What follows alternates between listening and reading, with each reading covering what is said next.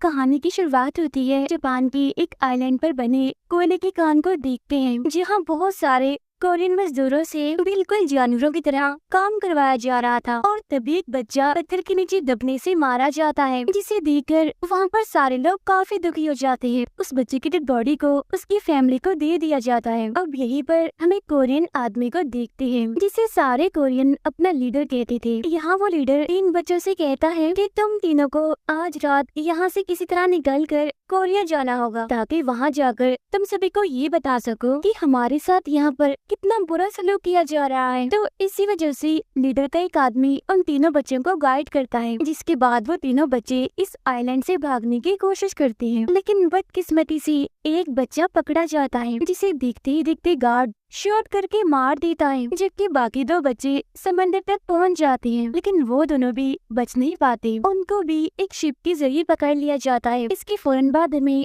Korea का scene दिखाया जाता है, जहाँ रॉक बैंड बजाने वाला ली अपनी बेटी और बाकी बैंड मेंबर्स के साथ एक पार्टी में बैंड बजा रहा होता है। पार्टी खत्म होने के बाद ली अपने एक दोस्त जो कि एक डिटेक्टिव होता है उससे मिलता है, क्योंकि ली ने अपने पूरे बैंड ग्रुप के साथ जापान जाना है और इसीलिए ली अपने दोस्त को कुछ पैसे भी देता है, जिस पर उसका दोस्त उसे वहाँ भेजने के लिए मान भी जाता है। फिर इसके बाद ली को उसकी बेटी और बैंड ग्रुप के साथ वो डिटेक्टिव एक शिप में बिठा देता है, जहाँ उनके अलावा और भी बहुत सारे लोग होते हैं। इसके बाद शिप एक जगह पर आकर रुक जाती है। तब ली को वहाँ पर अपने दोस्त के बहुत सारे लेटर्स जमीन पर पड़े हुए मिलते हैं। यानी इसका मतलब ये है कि ली के दोस्त ने उसको धोखा दिया है और उसे एक गलत जगह पर भेज दिया है। और ली के अलावा उसने और भी बहुत सारे लोगों के साथ धोखा किया है। और वहाँ मौजूद सारे ऑफिसर्स लोगों को ट्रेन में भरकर उसी आइलैंड पर ले जाने के लिए निकल जाते हैं। लेकिन जैसे ही वो इस आइलैंड पर पहुँचते हैं तो सारे सोल्जर्स, सारे ऑफिसर्स उन सभी लोगों को मारने पीटने लगते हैं। तो वो सारे लोग उनसे काफी रिक्वेस्ट करते हैं कि प्लीज हमें मत मारो, लेकिन वो तो उनकी एक नहीं सुनती। औरतों को और उनके बच्चों को उनकी फैमिली से अलग करके दूसरी बोट में बिठाकर उन्हें यहाँ से ले जाते हैं। और अब ये देखकर सारे मेल काफी दुखी हो जाते हैं। अब सारे आदमियों को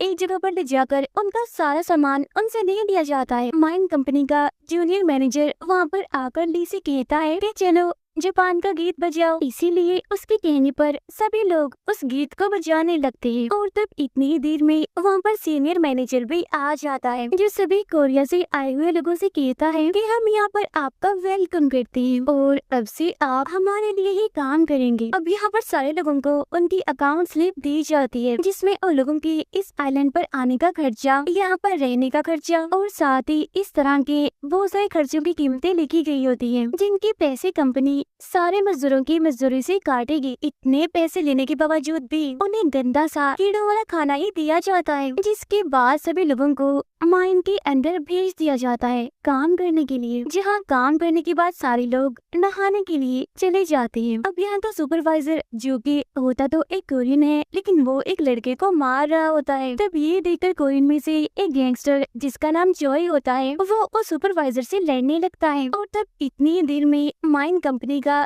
जूनियर मैनेजर वहाँ पर आ जाता है। तब यहाँ पर वो कोरियन गैंगस्टर यानी कि जॉय जूनियर मैनेजर से कहता है कि मैं सुपरवाइजर से लड़ूंगा और अगर मैं हार गया तो तुम सबका गुलाम बनकर रहूंगा, और अगर मैं जीत गया तो सभी मजदूरों का लीडर बनकर रहूंगा। जिस पर वो जूनियर मान जाता है, जिसके बाद जॉय उस सुपरवाइजर से लड़ने लगता है, जहाँ वो उसे इतना मारता है कि उसे अधमरा कर देता है। लेकिन तभी यहाँ पर सीनियर लीडर आकर कहता है कि ये जापानी हम सब कोरियन को आपस में लड़वाना चाहता है, इसीलिए प्लीज आपस में मत लड़ो। लेकिन शर्त के मुताबिक अब जॉय सभी मजदूरों का लीडर बन जाता है।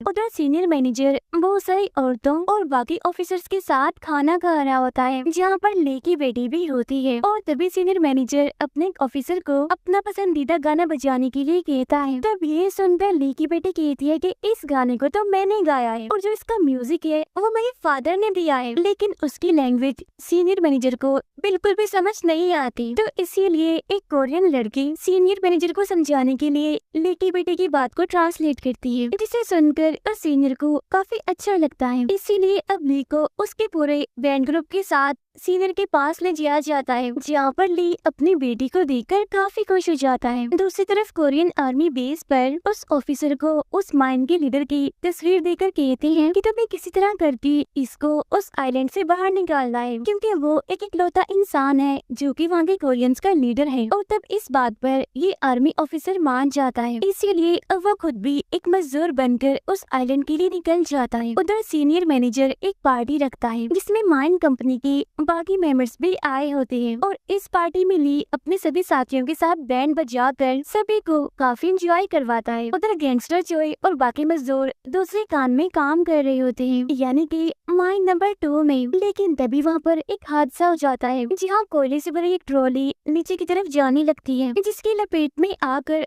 बहुत सारे लोग मारे जाते हैं और इस वजह से वहाँ पर आग भी लगना शुरू हो जाती है। ये जाने के बाद वो सीनियर मैनेजर अपने साथियों से कहता है कि जल्दी से माइन नंबर 2 को बंद कर दो, क्योंकि वैसे भी वहाँ से ज्यादा कोयला नहीं निकलता और साथ ही वहाँ पर कोरियन मजदूर हैं, तो इसीलिए अगर वो मर भी गए तो इससे हमें कोई भी फर्क नहीं पड़ेगा। तो इसीलिए उसके साथी ऐसा ही करते हैं और माइन नंबर 2 को बंद कर देते हैं। और ये देखकर अंदर फंसे हुए मजदूर काफी घबरा जाती हैं, काफी डर जाते हैं। लेकिन जब उस सीनियर को ये बात पता चलती है कि कोरियंस का लीडर भी उस माइन के अंदर है, तो वो ये ऑर्डर करता है कि किसी भी करके उसको वहाँ से बाहर निकालो, वरना सारे मजदूर हड़ताल पर उतर आएंगे। इसीलिए अब जापानी मजदूर माइन नंबर 2 को खोलने की कोशिश करने लगते हैं, लेकिन वो इसमें नाकामयाब ही रहते हैं। उधर माइन के अंदर सभी एक डायनामाइट को ब्लास्ट करके उस माइन को खोलकर वहाँ से बाहर आ जाते हैं, जहाँ वो जख्मी कोरियन लीडर सभी मजदूरों के पास आता है, जिसे देखकर सारे मजदूर काफी खुश हो जाते हैं। और इन्हीं में वो आर्मी ऑफिसर भी शामिल था, जिसको कि इस लीडर को यहाँ से निकालने के लिए भेजा गया था। जहाँ बाद में वो आर्मी ऑफिसर लीडर के पास आकर उसे कहता है कि मुझे आर्मी ने यहाँ पर भेजा है तुम्हें वापस ले जाने के लिए, लेकिन इसके लिए मुझे टेलीग्राफ की जरूरत होगी ताकि मैं आर्मी से राब्ता करके यहाँ पर जहाज मंगवा सकूं। तब ये सुनकर वो लीडर कहता है कि ठीक है, जल्द से जल्द मैं टेलीग्राफ का बंदोबस्त करवा देता हूँ। इसीलिए अब वो आर्मी ऑफिसर ली के पास आकर उसे कहता है कि मुझे ऑफिसर के रूम की चाबी चाहिए, क्योंकि उस ऑफिसर के रूम में टेलीग्राफ है। लेकिन ली यहाँ पर उससे पूछता है कि पहले तुम मुझे ये बताओ कि तुम्हें वो चाबी चाहिए क्यों, और तुम उस टेलीग्राफ को हासिल करना क्यों चाहते हो। तब ये सुनकर वो आर्मी ऑफिसर कहता है क्योंकि असल में मैं उस लीडर को यहाँ से ले जाने आया हूँ और मैं आर्मी का एक ऑफिसर हूँ। तब ये सुनकर ली कहता है तो फिर ठीक है, मैं तुम्हें एक शर्त पर ही वो चाबी दूंगा कि अगर तुम मुझे और मेरी बेटी को भी इस आइलैंड से ले जाओगे। और तब ये सुनकर वो आर्मी ऑफिसर भी मान जाता है। इसके बाद ली चुपके से ऑफिसर की चाबियों के गुच्छे से केबिन की चाबी को गर्म करके उसका प्रिंट एक फिल्म रेल पर ले लेता है, जिसके बाद वो अपने दोस्त को उस प्रिंट को देकर चाबी बनवाता है। चाबी बनवाने के बाद वो उसे आर्मी ऑफिसर को दे देता है, जिसकी मदद से आर्मी ऑफिसर उस केबिन में आ जाता है, जहाँ वो आर्मी से कांटेक्ट करके यहाँ पर शिप मंगवा लेता है। अब यहीं पर उस आर्मी ऑफिसर को कोरियन अकाउंट रिकॉर्ड भी मिलता है। लेकिन तभी हम दिखते हैं कि आइलैंड के ऊपर से बहुत सारे दुश्मनों के बॉम्बर प्लेन गुजरते हैं, इसीलिए सभी लोग अपने अपने घरों में जाकर लाइट्स ऑफ कर देते हैं। जहाँ इस मौके का फायदा उठाकर वो आर्मी ऑफिसर उस लीडर को एक जगह पर लेकर आता है, जहाँ वो उस पर गन पॉइंट करके उसे कहता है कि मुझे उस केबिन में कोरियन अकाउंट रिकॉर्ड मिला है, जिसके मुताबिक इस आइलैंड पर जो भी मजदूर काम करते हैं या फिर मर जाते हैं, तुम उनका मुआवजा और उनकी सारी चीजें लोगों को नहीं देते, बल्कि आधी वो सीनियर मैनेजर के और आधी तुम्हारे अकाउंट में जाती है, क्योंकि उन सारे पेपर्स पर तुम्हारी साइन भी है। ये सुनकर वो लीडर कहता है लेकिन मैं तो ऐसा कुछ भी नहीं करता, बल्कि वो सीनियर मुझे फंसाने की कोशिश कर रहा है। और तब इतनी ही देर में ली भी अपने बेटे के साथ यहाँ पर आ जाता है, लेकिन अब पूरे आइलैंड पर ब्लास्ट होने लगते हैं, जिसमें वो सीनियर भी जल जाता है। जी हाँ, बाद में सारे जापानी बंकर में जाकर सभी कोरियंस को वहाँ पर मरने के लिए छोड़ देते हैं, लेकिन इसका फायदा उठाकर वो लीडर यहाँ से भागने लगता है। लेकिन तब उसे यहाँ पर बचाने के लिए उसका अपना खास आदमी आ जाता है। यहाँ वो लीडर अपने उस खास आदमी से सवाल करता है कि क्या तुमने उस अकाउंट रिकॉर्ड को देखा, जिस पर उसका खास आदमी हाँ में जवाब देता है कि हाँ मैंने देखा। तो इसलिए वो लीडर उसे यहीं पर ही शूट करके मार देता है। और अब ये चीज ली और उसकी बेटी भी छुप कर देख लेते हैं। अब माइन कंपनी का सीनियर ऑफिसर जूनियर को कॉल करके कहता है कि हिटलर मारा गया और जिसने भी नाजी की मदद की उसको क्रिमिनल मानकर उस पर हमला किया जा रहा है और अमेरिका ने हिरोशिमा पर काफी खतरनाक बॉम्ब गिरा दिया है, जिसकी वजह से पूरा हिरोशिमा बर्बाद हो गया है। अब ये सुनकर जूनियर मैनेजर अपने सीनियर ऑफिसर से कहता है कि हमारा सीनियर मैनेजर जख्मी है क्योंकि वो जल चुका है बॉम्ब ब्लास्ट में, इसीलिए अब हमें मदद चाहिए। ये सुनकर वो सीनियर ऑफिसर कहता है कि तुम ऐसा करो, अपने उस सीनियर मैनेजर को मार दो और खुद तुम सीनियर बन जाओ। इसीलिए अब वो जूनियर मैनेजर ऐसे करता है, यानी कि वो सीनियर मैनेजर को मार देता है। अगले दिन सारे जापानीज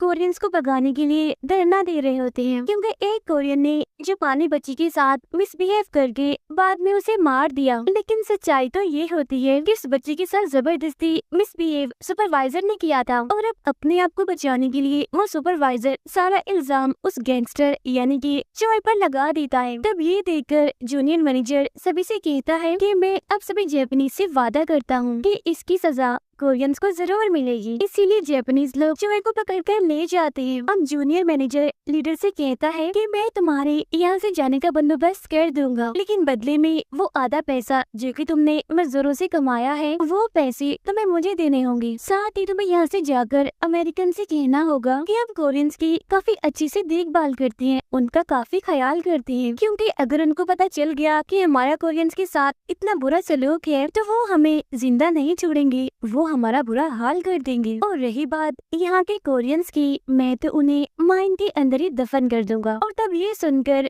लीडर मान जाता है, लेकिन ये बात वो आर्मी ऑफिसर और ली की बेटी छुप कर सुन लेते हैं। इसके बाद लीडर सभी कोरियन से कहता है कि उन जापानीज ने चोय को गलत फंसाया है, साथ ही वो हमारे साथ भी काफी बुरा सलूक करते हैं, इसीलिए मैंने इस सिलसिले में सीनियर से बात की है और उसने हमारी बात सुन भी ली। इसीलिए अब से हमें अच्छा खाना और ज्यादा मजदूरी मिलेगी, लेकिन हाँ इसी खुशी में सभी को माइन में आना है क्योंकि वहाँ पर सेलिब्रेशन का एक इवेंट होने वाला है। ये सुनकर सभी लोग एकदम से काफी खुश हो जाते हैं, लेकिन तभी आर्मी ऑफिसर सभी से कहता है कि ये लीडर जो भी कह रहा है ये झूठ कह रहा है, क्योंकि असल में इसने आप लोगों के साथ धोखा किया है। ये असल में सीनियर और जूनियर के साथ मिलकर आप लोगों को मिलने वाले सारे पैसे सारे मुआवजे खा लेता है। तब ये सुनकर वो लीडर सभी से कहता है कि नहीं, ऐसा कुछ भी नहीं है, ये झूठ बोल रहा है क्योंकि ये असल में अमेरिका का जासूस है, इसीलिए तुम इसकी बातों में मत आओ। और तब यहाँ पर ली उन सभी को अकाउंट रिपोर्ट दिखाता है और तब ली की बेटी भी यहाँ पर सभी को कहती है कि हाँ वो आर्मी ऑफिसर बिल्कुल ठीक कह रहे हैं, क्योंकि इसने तो मेरे ही सामने अपने वफादार साथी को मार दिया। और अब ये सुनकर सारे लोग उस लीडर के खिलाफ हो जाते हैं, इसीलिए आर्मी ऑफिसर भी उसे यहीं पर ही मार देता है, जिसके बाद अब ये लोग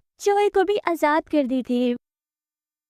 उधर आर्मी ऑफिसर सबसे कहता है कि हम कोयले ले जाने वाले जहाज की मदद से यहाँ से निकलेंगे। तब उसकी ये बात सुनकर सभी मान जाते हैं, इसीलिए यहीं पर कुछ लोग हथियार बनाने लग जाते हैं ताकि अगर उन पर हमला हो तो वो अपना बचाव कर सके आसानी से। इसके बाद सबसे पहले वो आर्मी ऑफिसर कुछ लोगों के साथ कोयले वाले जहाज पर कब्जा कर लेता है और सभी लकड़ी के उस ब्रिज जिससे कोयला जहाज में डाला जाता है वहाँ पहुँचने के लिए निकल जाते हैं। लेकिन तभी उन्हें यहाँ पर कुछ सोल्जर दिखाई देते हैं, इसलिए ले यहाँ पर उनका ध्यान भटकाता है जहाँ आर्मी ऑफिसर अपने साथियों के साथ उनको मार गिराता है। जिसके बाद अब ये सभी लोग उस ब्रिज से होकर जहाज में जाने लगते हैं। अब बाकी कोरियंस जापानीज को घरों में बंद करके उनमें आग लगा देती है। तब उन्हें ऐसा करता हुआ वो जूनियर मैनेजर देख लेता है। अब यहीं पर दो और सोल्जर्स कोरियन को भागते हुए देख लेते हैं, इसीलिए आर्मी ऑफिसर उनको भी शूट करके मार देता है। लेकिन गोली की आवाज सुनकर वो सीनियर उनको भी देख लेता है, इसीलिए वो अपने सभी सोल्जर्स को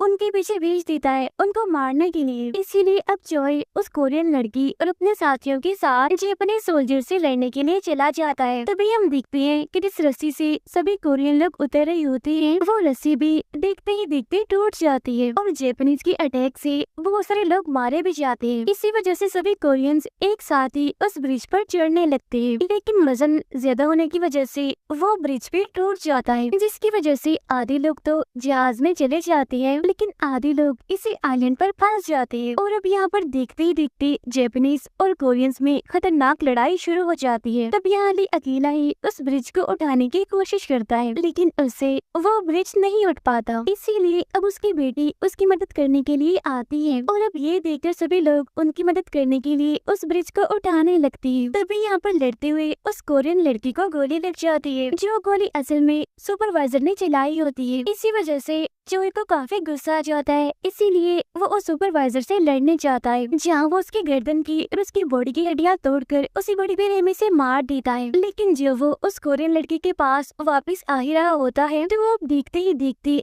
उसे भी गोली लग जाती है, लेकिन किसी भी तरह करके वो उस कोरियन लड़की के पास आ ही जाता है। और फिर यहाँ पर देखते ही देखते उन दोनों की मौत हो जाती है। उधर ली अपनी बेटी को एक जगह पर बिठाकर आगे बढ़ रहा होता है, लेकिन तभी उसे वो जूनियर मैनेजर शॉट कर देता है, लेकिन बदले में ली भी उसको शॉट कर देता है। लेकिन जब ली की बेटी ये देखकर अपने फादर की तरफ भागने लगती है, तो वो जूनियर उसे पकड़ लेता है और उसे प्रिजनर बना लेता है। तो अब ये देखकर आर्मी ऑफिसर उस पर पत्थर मारता है, जिसकी वजह से वो ली की बेटी को छोड़ देता है। लेकिन फिर जैसे वो जूनियर ली को शूट करने वाला होता है कि तभी ली की बेटी बोतल वाले बॉम्ब को उस पर फोड़ देती है, जिसकी वजह से अब वो जूनियर जलने लगता है। तो वो आर्मी ऑफिसर उसका गला काट कर सभी जापानीज से कहता है कि सीनियर जूनियर मैनेजर और वो सुपरवाइजर सभी मारे जा चुके हैं, इसीलिए अब हम यहाँ पर वॉर खत्म करते हैं, क्योंकि अब हम सभी यहाँ से जा रहे हैं। तब उसकी ये बात सुनकर सभी जापानीज यहीं पर ही रुक जाते हैं, जबकि बचे हुए कोरियंस ब्रिज के जरिए जहाज में सवार हो जाते हैं। लेकिन जख्मी होने की वजह से